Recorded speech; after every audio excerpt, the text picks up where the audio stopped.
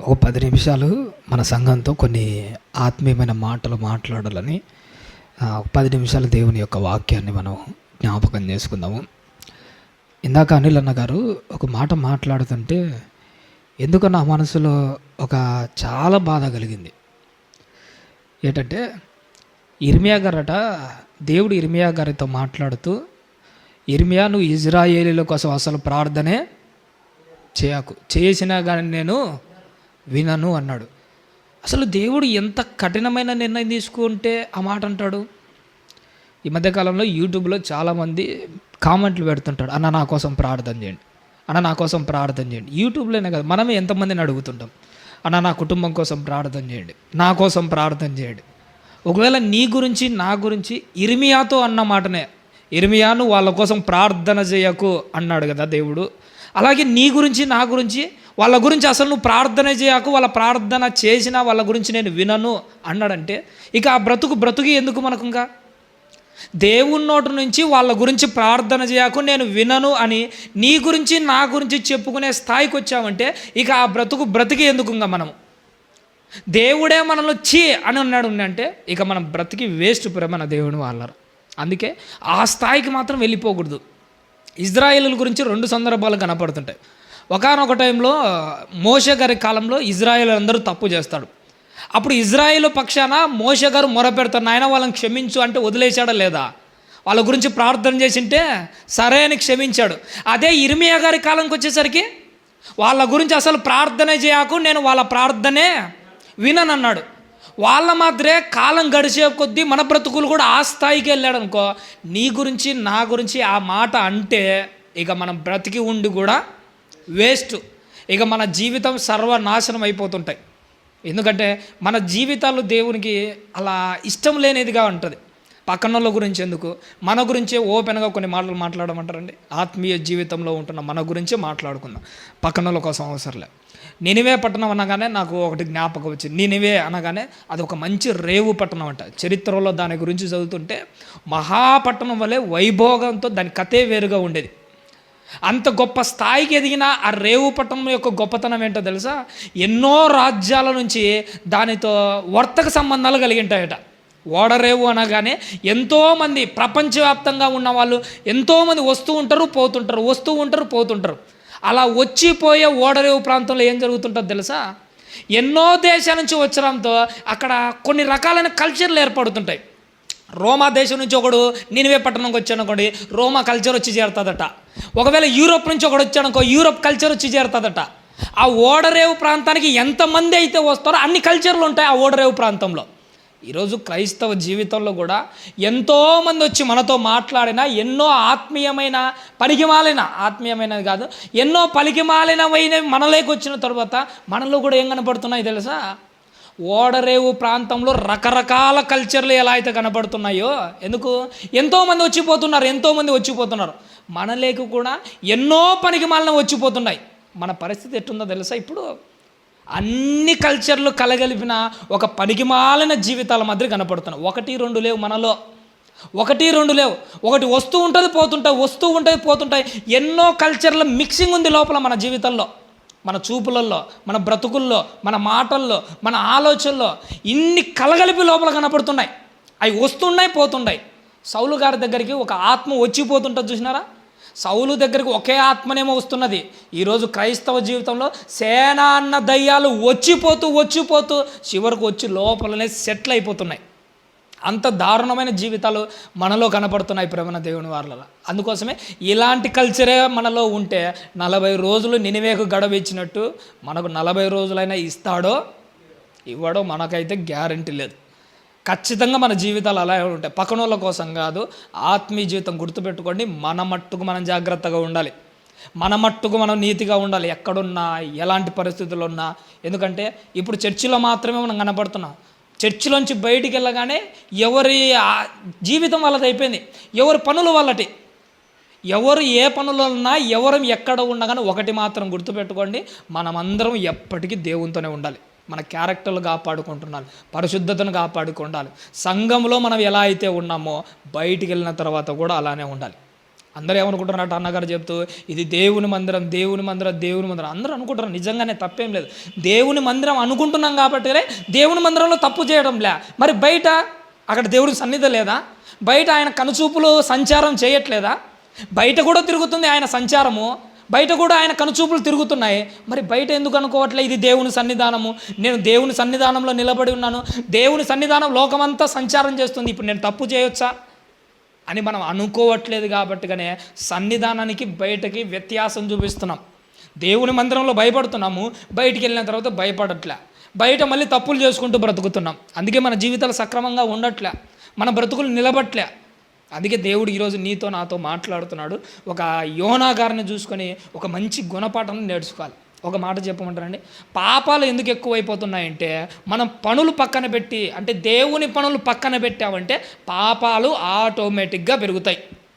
ఉదాహరణకు పొలం ఉంటుంది, పొలంలో నువ్వు వెళ్ళి పని చేయకపోతే ఆటోమేటిక్గా కలుపు మొక్కలు పెరుగుతాయి. నువ్వు ఎన్ని రోజులు ఇడిచిపెడితే పని చేయకుండా కలుపు మొక్కలన్నీ పెరుగుతూనే ఉంటాయి. నువ్వు దేవుని పని ఇడిచిపెట్టి ఎన్ని రోజులు బయట తిరుగుతుంటే అన్ని రోజులు ఈ మనసులో కలుపు మొక్కలు పెరుగుతూనే ఉంటాయి. ఏదో ఒక విధంగా మన దేవుని పనిలో ఖచ్చితంగా ఉండాలి. ఇక్కడ అన్నగారు యోనా గురించి మాట్లాడుతూ ఒక మాట అన్నాడు. యోనా గారికి యేసుక్రీస్తు వరకు ఒక ప్రత్యేకమైన తేడా కనపడుతుంది. యోనా ఓడలోనే నిద్రపోతున్నాడు, యేసుక్రీస్తు వారు కూడా ఓడలో నిద్రపోతున్నాడు. యేసుక్రీస్తు వారు ఎలా నిద్రపోతున్నాడు? పని చేసి అలిసిపోయి నిద్రపోతున్నాడు. కానీ యోనా ఎటు నిద్రపోతున్నాడు తెలుసా? పని తప్పించుకొని నిద్రపోతున్నాడు.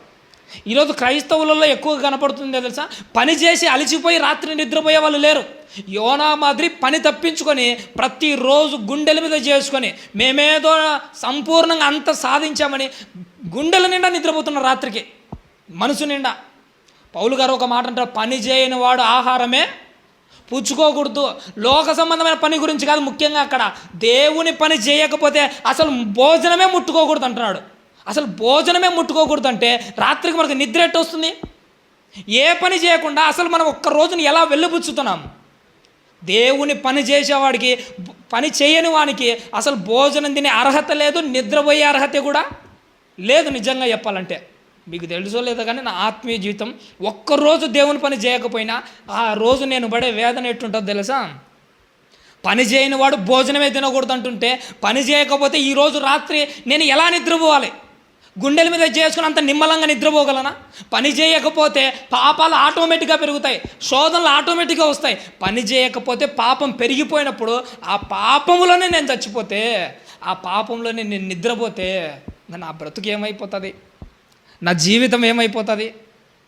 అందుకోసమే నేను ఎప్పుడు అనుకుంటున్నాను, ఎట్టి పరిస్థితుల్లో ఒకటి మాత్రం మనం గుర్తుపెట్టుకోవాలి, పాపానికి అవకాశమే ఇవ్వకూడదు.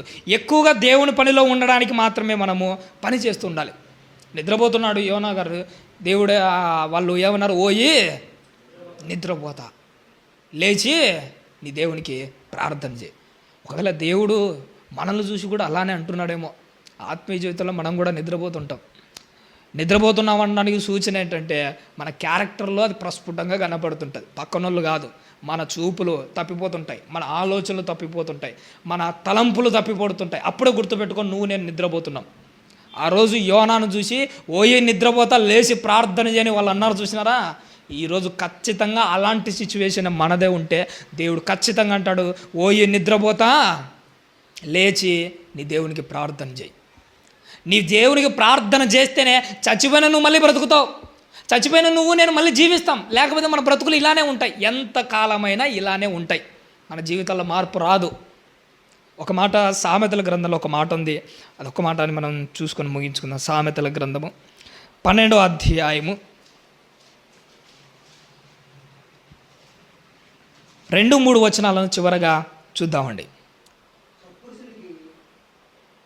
12వ అధ్యాయము సామెతల గ్రంథము 2-3 వచనాలు. సత్పురుషునికి యెహోవా కటాక్షము చూపును, దురాలోచనలు గలవాడు ఆయన ఏం చేస్తాడట? నేరస్తుడు. ఇది చాలా ఇంపార్టెంట్ పాయింట్ అండి, ఎందుకంటే చాలాసార్లు నన్ను బాగా ఆలోచింపజేసినది.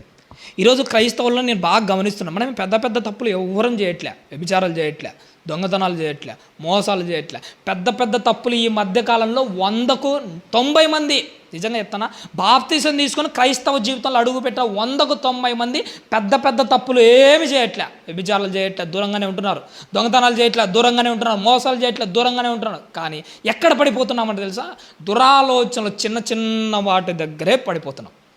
మనం చిన్నదే అని దేవుడు వదిలేయట్లేదట. ఏమంటున్నాడు, దురాలోచనలు కలిగిన వాడు నేరస్తుడు అని తీర్పు తీరుస్తాడు. దేవుడే నేరస్తుడు అని తీర్పు తీరిస్తే మనం పరలోక రాజ్యానికి వెళ్తామా?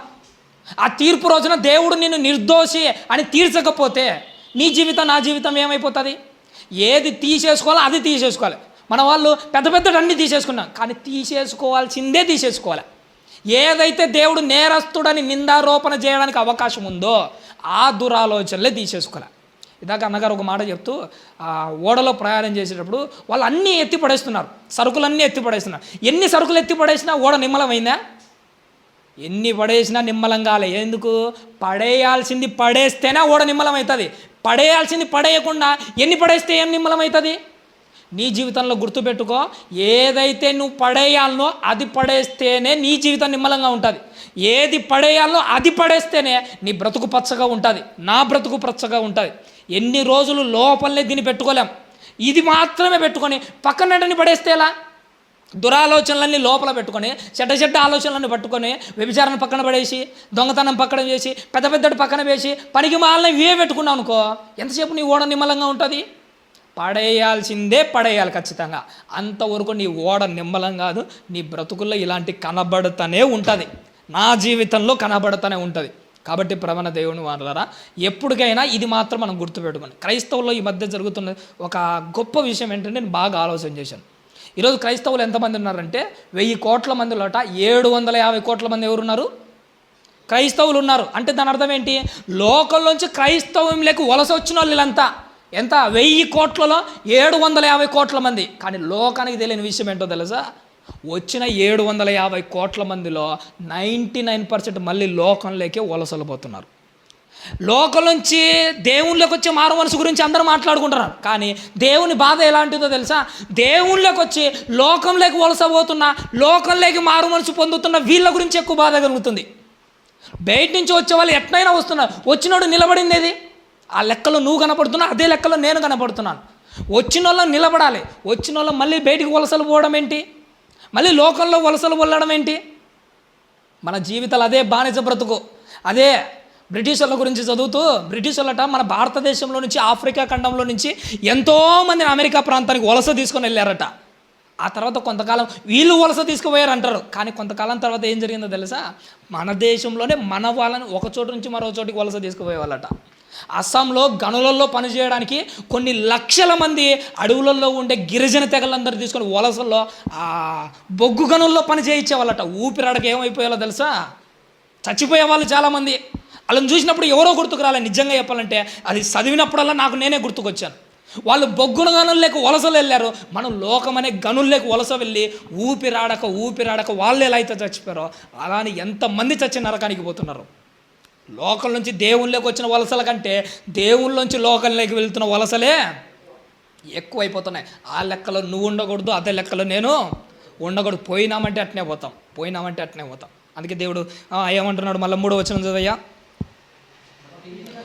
భక్తిహీనత వలన ఎవడును స్థిరపరచబడరు. చాలయ్యా, భక్తిహీనత వల్ల ఎవడు స్థిరపరచడు. చాలామంది అంటున్నారు, ఏమయ్యా నా బ్రతుకు స్థిరంగా లేదు, నా బ్రతుకు నిలబట్టలేదు, నా బ్రతుకు ఇలా పడిపోతుంది అని అంటుంటారు. గుర్తుపెట్టుకుని ఎందుకు మనం స్థిరంగా లేకపోతున్నాం అంటే కారణం చెప్తున్నాడు. భక్తిహీనత వలన ఎవరును స్థిరపరచబడడు. ఎప్పటికైనా కింద మాట ఏమంటున్నాడు?